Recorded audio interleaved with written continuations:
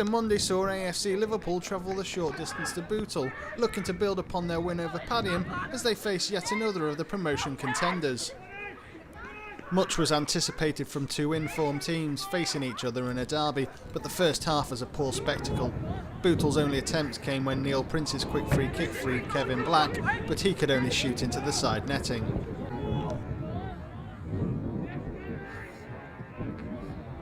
Meanwhile, the only chance AFC Liverpool created came shortly before half-time, when Sean Harris cut in onto his right foot and delivered a cross that James Bootle got his head to, but Dean Porter in the Bootle goal just had to watch the ball drift harmlessly wide. Things improved after the break, and just a couple of minutes into the second half, after Dean Pye failed to get any distance on his punch, the ball sat up nicely for Jack McCabe, but leaning back, the winger put his half volley well over the bar.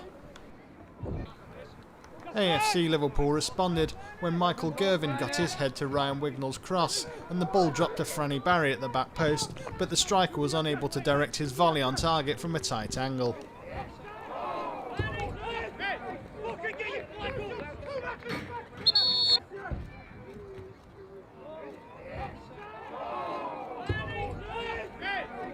In a quick tit-for-tat, the action shifted back to the other end, and this time Jack McCabe forced Dean Pye into a save as the winger drilled in a low shot from the edge of the box.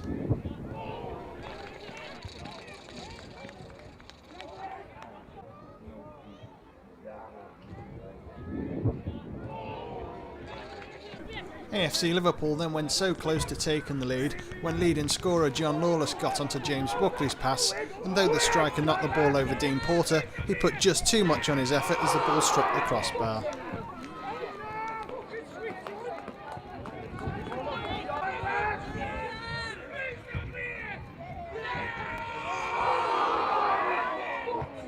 Bootle then took the game by the scruff of the neck and had several good chances to take the lead themselves.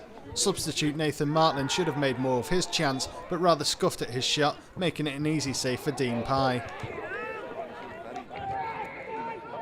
Captain Paul Byrne and player-manager Neil Prince then combined to allow the left-back to drill a low cross to the back post, where Kevin Black slid in, but the midfielder could only turn the ball into the side netting. Right-back Mark Kilroy won the ball and broke through a couple of challenges before releasing Kevin Black, who fired in a vicious shot that Dean Pye could only parry, and Nathan Martland, following up, saw his shot cleared off the line by Jack Sinnott.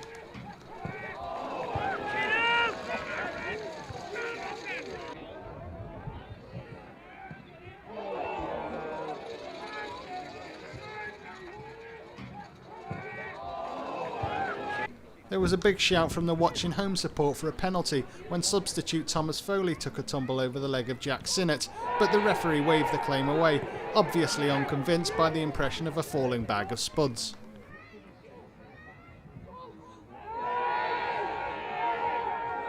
Having weathered the storm, AFC Liverpool were once again unfortunate not to make the breakthrough as they struck the woodwork for the second time in the match when Franny Barry met Michael Gervin's cross on the volley, only to see his effort bounce off the inside of the post.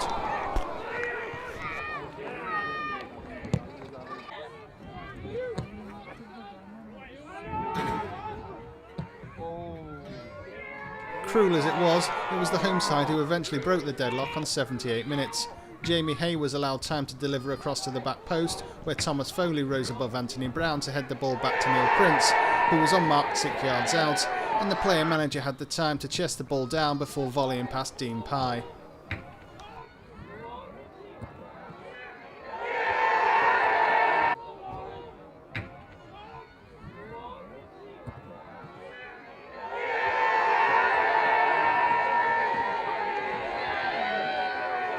With Bootle sitting back to protect their lead, the Reds pressed for an equaliser.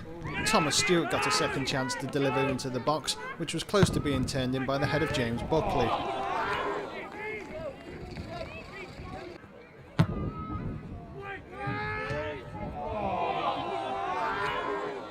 Francis Barry looked for a moment like he were getting behind the Bootle back line, but with defenders streaming back, the striker chose instead to try his luck from 25 yards.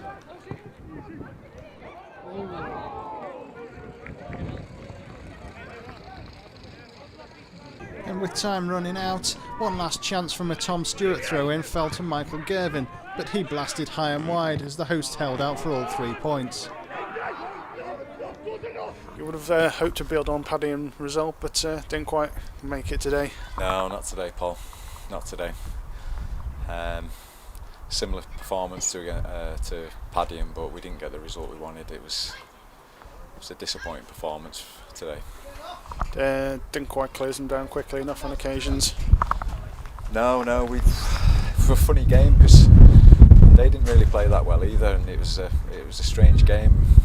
And you look back at it, and we've had enough chances to nick something out of that game, but it wasn't our day today, and we have to be honest, and we didn't deserve to get anything out of that game the way we played, and we know we can play a lot better than that.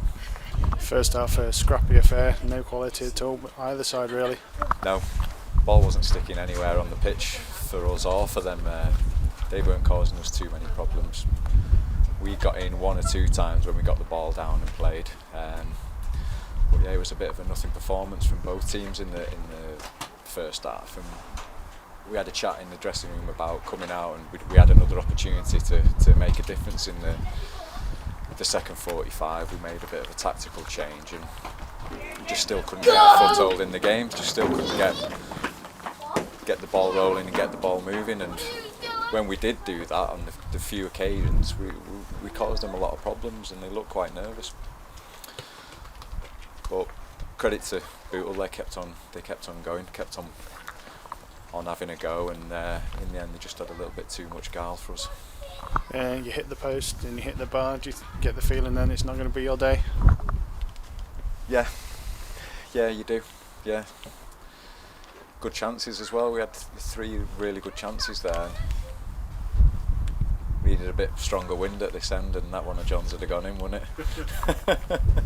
We were all trying to suck it back, but yeah, that's football, isn't it? You know, that's why we love it, and that's why we hate it some days. That, you know, against Paddy, that was our day. The football gods were smiling down on us, and today, you know, they weren't.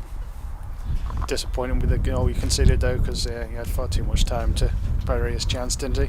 Yeah, he did, and that's what I say about them having a bit too much guile. They've picked it up from the throw-in and bombed the ball into the back, and you know, a lack of communication there from our defenders. You know, one could have gone and got it, and one could have sat in on the man, and you know, that's what happens at this level of football.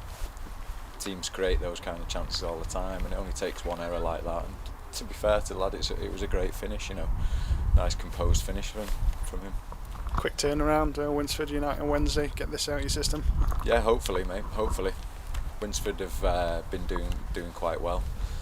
We owe them one from early on in the season when we didn't play particularly well. So let's hope that the lads can get this one out of the system, and we put in, at the very least, a better performance than this today, and a better performance than the game on Paddy. And let's hope we can get a good result there. Congratulations, 1-0 win, hard-fought win. Yeah, as I say, a very, very tough game. You know, we knew out of the games we've had in the last, since Tuesday, you know, that was our 4th game, and we knew this would be the toughest because, you know, Morsey's a good mate of mine, but you know, when you come to football, there's no friends, and you know, he wanted to win that game, I wanted to win that game. You know, it was a good battle. You know, we had to grind it out, and one thing about us, we never give up. And you know, we've scored in every single game we've played in this season, and I'm confident that that'll keep going. You know, we didn't create a lot of chances, but we never stopped believing. And you know, we've got nine games to go, and the title's in our hands. You know, at the end of the day, if we keep winning, other teams around us can't do nothing about it. Every point's vital at this stage of the season, isn't it? Definitely, yeah. You know, we go to Barn Oldswick on Thursday night. That'll be a tough game again. Even, you know, Stone, when we play them here next Saturday, you know, if you're playing, I've been in sides before, and when you're playing against teams who are trying to win leagues, then you're going to raise your game automatically, and that's what teams are doing. You know, we haven't had one easy game where you can say, you know, we didn't have to break sweat there, and you know, we'll expect that right through to the end of the season. Got a lot of character in your side then? We've got a lot of character. You know, these lads, they want this league, and you know, it's going to be very difficult for anyone to take it away from us, because it's players putting their bodies on the line, you know, playing with knocks. But you know, even bank holiday weekend and none of the lads are out drinking. You know, this is how serious it was for them today. Jamie A said he was in bed at 5 o'clock last night, so I hope he meant last night and not 5 o'clock this morning, but you know, that's how much it means to everyone. It's vital when your chances come along, they take them, and you took yours pretty well. Yeah, I was surprised at how much room I got, to be honest, but I was half expecting to be clattered by either a defender coming behind me or from the keeper coming out, but apparently I had about 10 yards of space, so you know, it was nice to score the winner. And I did tell Morsey before the game I'd score for him because it was his birthday. So yeah, we just had a pint, and you know, he's a top fella, Morsey. I've got a lot of time for him, and you know, I hope he's successful between now and the end of the season, and I'm sure if he keeps that group of players together, you know, they'll be a strong team in this league next season. Hopefully we won't be in it. 1-0 to Bootle, but do you think you deserved a point out that game? If I'm honest, Paul, I thought Bootle shaded it, to be fair. You know, all game we were off it. We were sitting too deep, we never got the ball down, we just couldn't get into it from the first minute possibly to the last. You know, the last 5 minutes, 10 minutes, you know, we've had a goal because obviously, you know, Bootle want to protect the goal that they've got, obviously. But you know, I'm not taking nothing away from Bootle, and I wish them all the best. You know, in the league, that they win the league type thing, because you know, I get on well with Neil Prince. But today, my performance of my lads today, I think there's a little bit of fatigue from the other night as well, because they worked hard to pad him. But you know, even though we haven't sort of had a good goal today, even though we've lacked a little bit, you know, we've still created 1 or 2 chances. You know, we've hit the post and we've hit the bar, but you know, that was basically it. But we were far too off the pace today. Just a bit frustrated with the performance then, are you? Yeah, I mean, I just said to the lads there, I said, you know, if you're gonna, you know, do you want to defend for 90 minutes? And you know, if you put pressure on the ball at any level of football, then they don't get crosses in, they don't get space to play, and that's the way it works. But you know, if you do things like that, stand off them, then at any level of football, eventually, you know, they'll put a cross in. And I'm not happy with their goal, to be fair. You know, they've won a ball that, you know, Prince has like chested it down. He's had about 5 seconds to think about where he's going to put it. Not good enough really from a defensive point of view. But again, you know, I'll take into account that they worked ever so hard the other night, and maybe that's got a part to play.